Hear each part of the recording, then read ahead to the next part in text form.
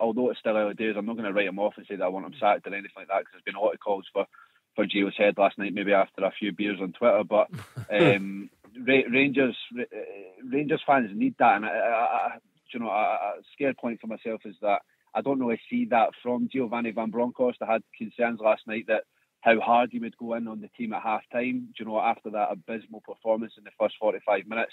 I can't imagine him being the kind of guy to go into a dressing room and start, really ripping into players for a terrible performance. And I'm hopeful that is the case, but I just want to put that towards the panel. Yeah, well, Craig knows all about Giovanni. What would have been his reaction? What would he have done at half time? At half time, look, he would have been firm. Gio's not a shouter, a screamer, and emotional. And even after the match, as bad a performance it was, Jason, and as tough as it was to take, he wouldn't have been ranting and raving after the game. He would have allowed the players to go home, and no doubt they had sleepless nights like me and you, mate, to be honest, because it was a tough one. But then he'll come in today, would have come in this morning, controlled and measured, and looking to try and manage the situation.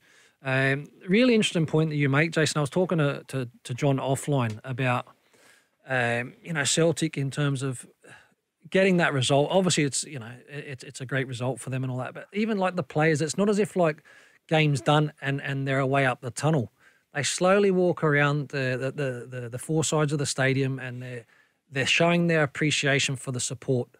And I just feel that when you do that, it kind of then it creates this "we are one" type of mentality that everyone's in the fight and it's unified.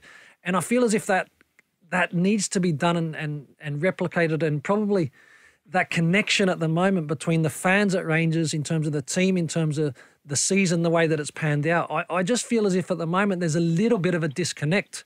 You'll be able to tell me better, mate, because you're a supporter.